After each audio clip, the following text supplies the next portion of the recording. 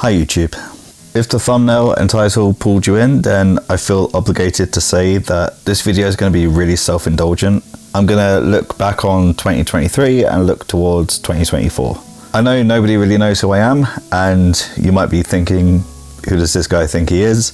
And I get that, but I want to record where I am now and sort of crystallize this feeling so I can look back on it in 12 months time.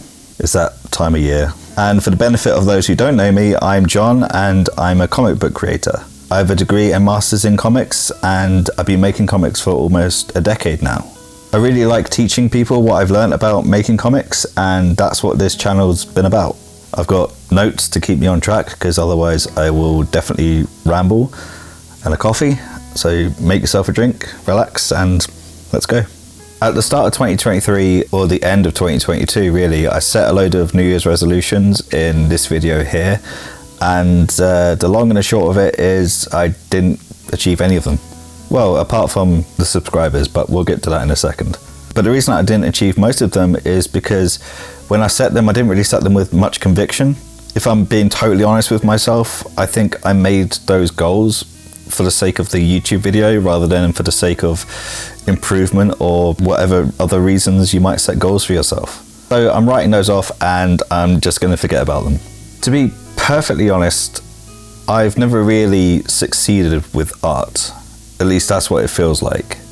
I've tried to grow online for quite a while now, like a good few years. Instagram, Facebook, Twitter, Tumblr, Patreon, Ko-Fi, Webtoon, Tapas. I've been on all of them and actively tried to grow on all of them and try to do things to help me stand out and get engagement and do all that stuff that we try to do when we're posting our art or our thoughts or our creativity online. And I did that with the intention of maybe one day I could start to make a living as an artist or creator of some fashion.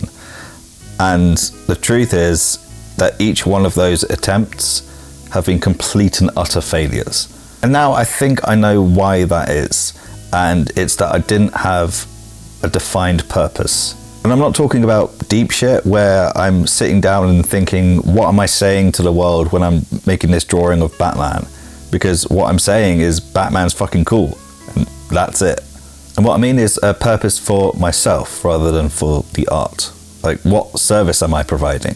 What am I doing other than making drawings and putting them online to make people care? And the answer almost every time is nothing. I was very much in the if you build it, they will come mindset, and it just simply wasn't working. And instead of addressing that, I would basically repeat the same mistakes over and over and over again.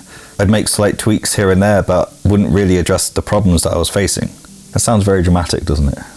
It's not that dramatic, fucking hell. But on the slightly more positive side, YouTube feels like the only platform that I've sort of stuck with that seems to be working.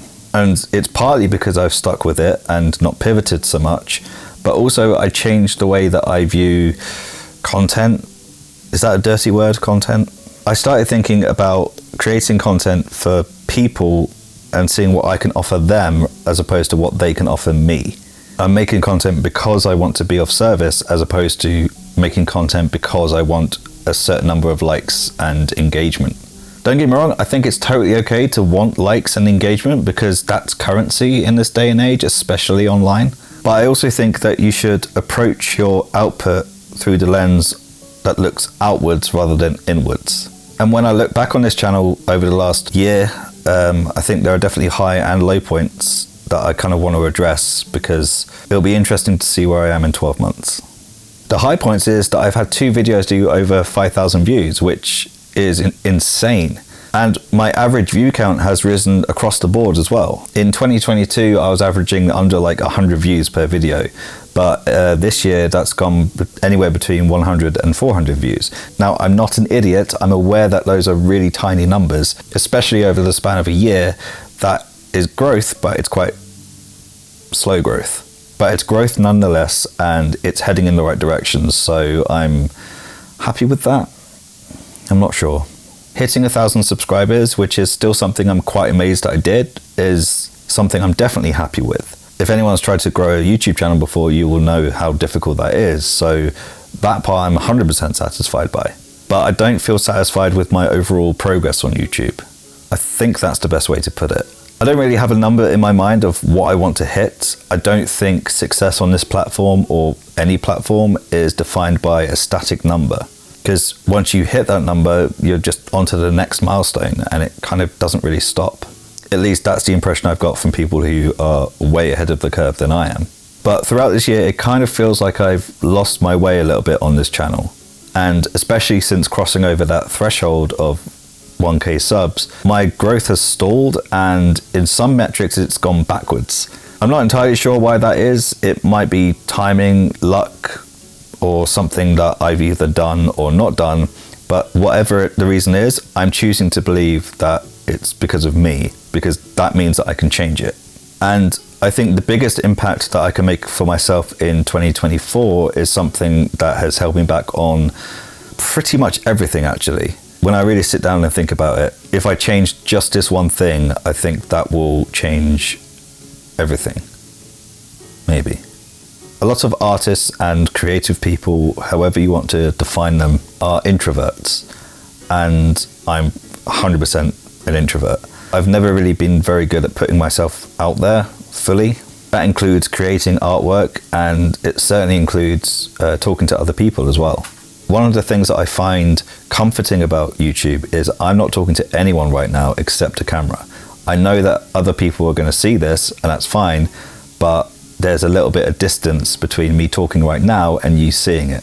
So that feels like protection. I'll give you an example. I went to Thought Bubble this year in Leeds, and I didn't speak to half the people that I planned to speak to. The main person that I felt comfortable talking to was the artist Christian Ward. And the main reason why is because I've spoken to him before, and he's from Shropshire, which is where I am, so he feels like a familiar face. And he's lovely, but that's beside the point. The point that I'm trying to get to is that I've never really gone all in on anything that I've done or tried to do. For example, like I'll create a series of illustrations that I'll plan and post on Instagram or wherever, and if I don't get a significant response, whatever that means, I'll pivot and change something else. If I start a comic and it doesn't really get that many views, then I'll potentially just completely nuke the entire thing and start all over again. I think that self-destructive, self-sabotaging mindset is the one thing that I really want to tackle in 2024. And I'm getting better at it, but there's a lot of improvement to be made. And I'm willing to bet that I'm not the only one who does this.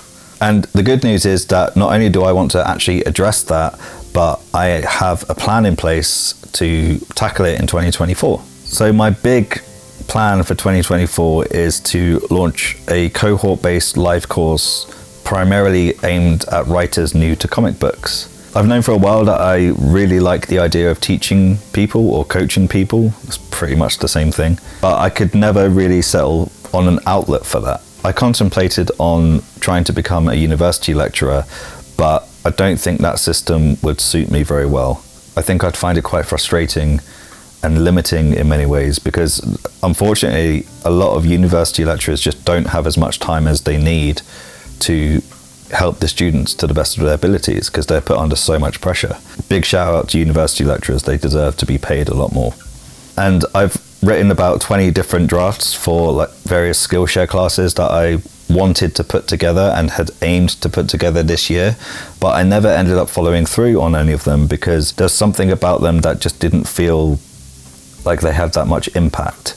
I think the content was and is good and useful and totally relevant and applicable, so it wasn't an issue there. I think the main issue for me was just the delivery of that content felt poor. I didn't want to just make another Skillshare class, throw it up there and hope that people watch it. I wanted to have more impact. I think that's the theme of this video, is trying to find impact. So after months of researching, I stumbled upon cohort-based learning, and it was the live element of that sort of setup that really intrigued me the most. If I'm teaching people in a live setting, then they can ask questions then and there, and I can answer them then and there. And not only that, but they can show me their very, very specific problems, like with their script or with their comic or whatever it is, and I can answer a question, or I can solve a problem that's specific to them rather than talk in general terms. It just feels like a more active and impactful way of doing things. So over the last few months, I've been practicing with one-to-one comic calls with strangers online, and they've been going really well, and they've helped strengthen my resolve. I knew that I wanted to do this before I started those things, but now I really want to do it, because it's difficult to explain, but I find it really fulfilling. And by the time you watch this, I'm still offering those coaching services. They're completely free, no strings attached. You don't have to sign up to a newsletter or anything. You can if you want, but you don't have to. You don't have to hear from me again after we finish talking. But I've got nothing against like Skillshare classes. I'm almost certainly going to create Skillshare classes, and I'm going to continue making YouTube videos and all that, but it feels kind of one-sided. Like, you've got the comment section, which is great, and I know Skillshare has like a community tab and stuff like that, and that's great.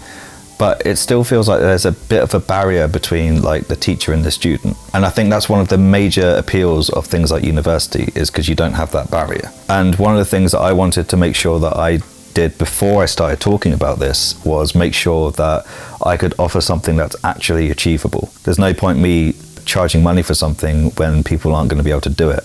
And that was the first mistake I did with my first draft of this, because I thought I would make a course where you would create a comic page within 6 hours. And I tested this on myself, and I like to think I know what I'm doing, and I struggled to get through it. So if you've never made a comic before, you're really going to not find it particularly fun, and a lot of people just wouldn't be able to get it done in time.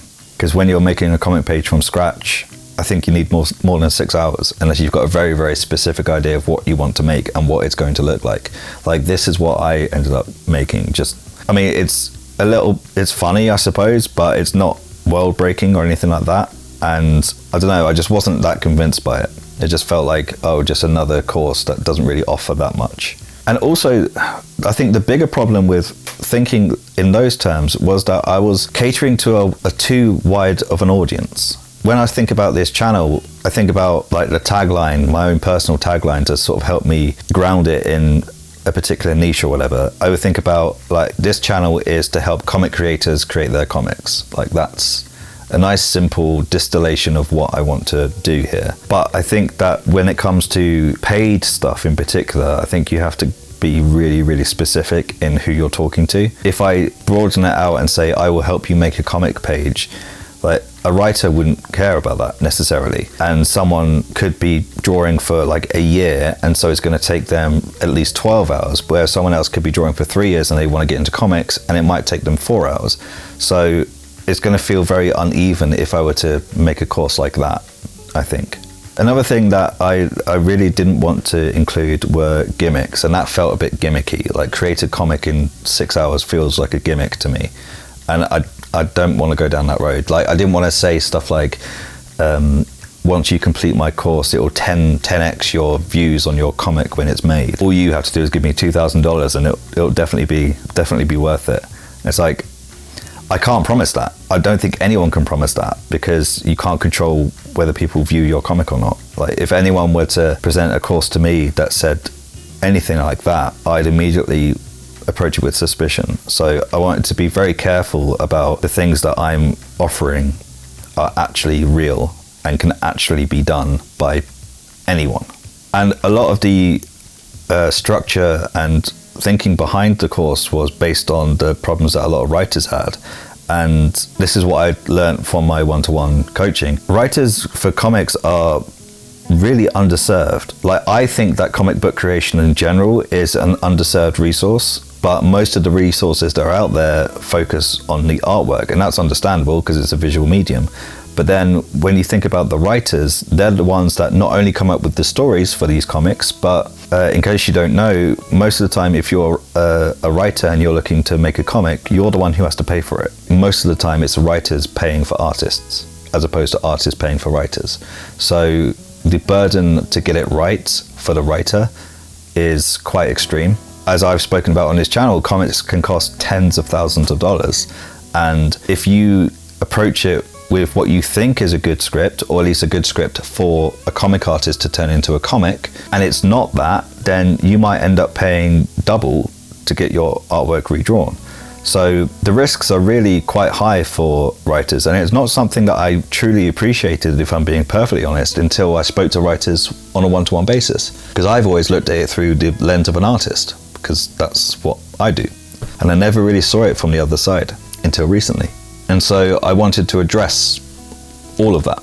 I feel confident that I've got a structure in place, or a spine for a course that's in place now, where I can take a writer from someone who has a script and hopefully they've got a bit of experience writing, although I don't know if that's necessarily necessary, and they go from not knowing what to do with their script or where to take it to being fully equipped to not just know where to find artists and whatnot, but to actually have a plan to see it through to the end. Because that's another big issue with comics, and it affects both writers and artists, is the easiest thing in the world is to start a comic. One of the hardest things in the world is to finish it. And if you come into it at the start with a full realized plan of how you're going to see each step of the way, then you're much more likely to finish it. And you're much less likely to have such a hard time in that process of going from start to finish. And so some of the things that I wanted to cover in the course was formatting scripts. So that means making sure that the writer has the appropriate number of panels, the appropriate level of description for their characters and the environments that those characters are in, the balance between word balloons and visuals, because all of that will help determine the page count. And the page count is so important for when you're budgeting. Because if you think your comic is going to be 20 pages and you account for 20 pages worth of art in your budgeting, but then it turns out that those 20 pages are going to have to be 30 pages to fit all the art in, then that's an extra 50% of your budget that you've got to find, or you don't make your comic, or you only make half your comic, or 2/3 of your comic. Maths. Do you see what I mean? Like it can be the smallest tweak can blow up your budget. And again, this is something, because I both draw and write, that's not a really concern for me, which is why I never really registered in my head, because I'll just be like, well, I'll just write it and draw it, and then I don't have to pay anyone, and I can save all that money. It's great. But I know that not everyone is an artist. And for this, I'm going to do a beta launch in probably around April 2024, before I do like the full launch, because I'm confident in the content for sure. And I'm confident that what I can offer is going to be of value, but you don't know until you really try. So that's why I want to do a beta launch, just to like confirm everything that's in my head, basically. And it's worked really well for the one-to-one coaching, so that's helped with my confidence with this as well. And I remind myself all the time of like, you've got to back yourself. You can't self-sabotage this, because it's something that you believe in and something that you've worked on for a long time, and you've got to see it through. And like the beta will cost money. It'll be a fraction of the normal course, but one of the things that I wanted to include was a money back guarantee, because I know that's something that if I was taking a course, that's what I'd want. And so as long as you do all the tasks, then I'll give you 100% refund. Because I figured that if you did all the tasks and you went through the entire 10 weeks and you think that it's rubbish, then I don't want your money. Like, this isn't a get-rich-quick scheme. This isn't me trying to swindle people or just try and take their money. Like, I don't want that. I mean, I do want money because I want to be able to upscale and maybe turn this into a legitimate business and do all the things that I want to do with it, and that would be really cool. But at the same time, I'd much rather make no money on a product that ends up being bad than make money on a bad product and not feel like I've earned that. If people don't see the value in it, then why should I have their money? Like, that doesn't make sense to me. I wasn't going to say how much I intend to charge for it, because I still don't feel 100% comfortable with it. And that's only because I've never charged this amount before. And I'm betting most of you as well fall into the trap of undercharging everything that I make, because I'm worried that people will be like, how can you charge X amount for this crap that you've made? And so if I undercharge it, then I'm kind of eliminating that critique, because people are being like, well, it's crap, but it's cheap, so it's fine. Whereas I've got to stop thinking that what I make is crap. It might be crap, and I appreciate that not everyone's going to like it. That's not what I'm aiming for. I understand that everyone has different tastes and different standards, but I've got to stop thinking that literally everything I make is crap and not worth it. So that's why I'm going to charge close to, if not $1,000 for this course. I know that's a big amount of money, but there is logic behind it. It's not just, I haven't just picked that number out of the air and be like, yeah, that'll do. There's a good few reasons for it. So first of all, if I charge like $50, first of all, it's a 10-week course and it's live, and there's lots of extra stuff that I haven't mentioned in this video because I don't want this to sound too salesy, even though I have been talking about this for a while. I am self-aware, I am. But yeah, if I charge for like $50 or $100 or even $150, then I don't think that's enough of a stake for people to see it through. Like, I've paid more than $150 for a course and I've not seen it through because I got bored or I got distracted or I just felt like I couldn't be bothered to do it anymore. And it's only like $150, $200, $300. Like, that's a lot of money to me as well, but it's not a huge amount of money. Like, I could probably make that back on my wage the next month, so it's not the end of the world. Whereas if it's $1,000, that's a big chunk of change, and that's a larger stake for me to motivate me to see this through to the end. And you also have the added security of you have to see it through to the end to get the money back guarantee. So it's it feels like a win-win to me, because from my perspective, I want you to go through the entire thing because I believe in it and I believe it will have a big impact on you and me as well, because I'll get better the more I teach. And also, if you do complete it and you genuinely feel like it wasn't valuable to you, you get your money back anyway. So it's kind of like a no risk situation. I appreciate that I've been talking about that a lot, but this is important to me and I'm backing myself. And so I want to talk about it, and I'm going to talk about it, and I'm not going to put it down. I'm not going to put myself down because I genuinely believe in it. And I'm really excited about it. Like, don't get me wrong, a part of that excitement is the idea that this could potentially upscale and it could blow up and it could be life-changing and I could make more money with this than I've ever made in my life. And that is exciting. Like, to fantasize about that is exciting. But in a more long-term way, the excitement comes from that word again, impact. And the fact that I could potentially legitimately and permanently impact people in a really positive way. And that is an incredible feeling. And I think more people should lean into that because it's amazing. I sometimes fantasize about like someone who's been on my course and they make the next big comic and then they're interviewed by whoever and they single me out as like one of the inspirations. And I know that's really silly, but I've had that thought a couple of times. And that would be amazing. But, you know, let's take a step back here, one step at a time. I haven't even launched the thing and I'm thinking about all that shit. The point is, in this entire video, I suppose, is that for the first time in a long time, maybe the first time ever, I feel like I've got something to aim for, something tangible to aim for. I know who I want to try and help, and I know what direction I want to take this channel in as well in 2024. And it might take a while for YouTube to figure out who this audience is, but once it does, hopefully it will go from there. I'm not looking for fame or for virality or anything like that. Like, I don't know if I necessarily deny it, but I'm certainly not looking for it. Like I said, I don't really have a specific number in mind of X number of subscribers or X amount of views per month. And I mean, as far as my comic is concerned, Flowers and Shadows, available now, I see that as my selfish thing. That's the thing for me. Like, I'll put it out there, I'll promote it, I'll talk about it, but whether people look at it or not isn't really a concern of mine. And the reason why, it's not that I don't care, because I do care, but it's just the fact that I can't control whether people view it or not, and I can't control whether people like it or not. So I don't see why I should expend any energy into worrying about that. As long as I let people know that it exists. I think the two things, my two jobs when it comes to my comic, and I think this applies to everyone who makes comics, is job number one is to make the comic. That's your primary goal, right? That's your primary responsibility. And the second one is to let as many people know as possible that it exists.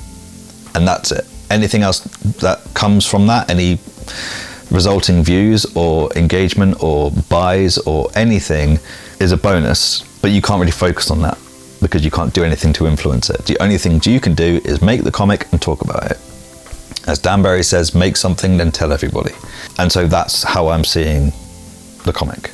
And that's quite a liberating feeling, because then you can just take all of that negative energy out of your head and focus all of your creative energy into creating your comic.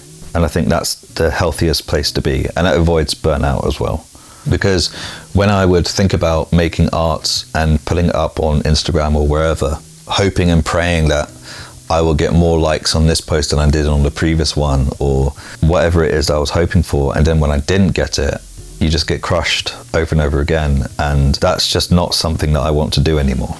And maybe one day my art does get to a point where people respond to it en masse and I start getting a demand for a load of art prints and all that sort of stuff. But with my mindset shift into this new way of looking at arts creation, or for me, if that were to happen in the future, that's just going to be a byproduct of what I'd be doing anyway. So if in the next 5 years, like, I get more and more well known as like a semi-decent artist and people want to buy my stuff, that won't change the art that I make, in the same way that if in 5 years nobody knows who the fuck I am and I'm making art that I enjoy, those two situations, as far as I'm concerned, will remain, regardless of what happens outside of that. Does that make sense? Am I making sense? God, I hope so. It's another benefit of the live experience, is that I can ask that and I can hear the response. Yeah, I could have done this live stream, but no. I guarantee this recording is going to be about twice as long as what you're watching. And I worry that what you're watching is unwatchable as it is. So a live stream probably wouldn't have been a good idea.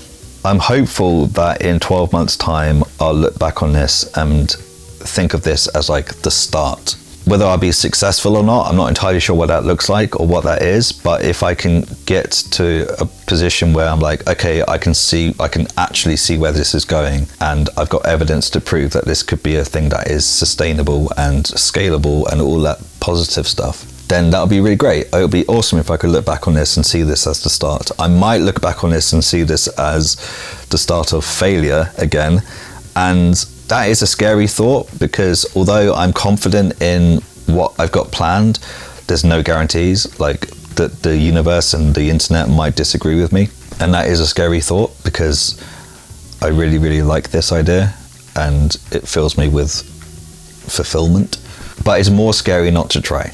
And so that's why I'm going to go for it. And that's why I'm going to go all in and back myself and see if I can do this. And I think that if you're in a position where you've like resonated with anything that I've said about things like self-destruction and self-sabotage, which I think a lot of us do, even if we're not aware of it, then I think you should definitely back yourself in 2024.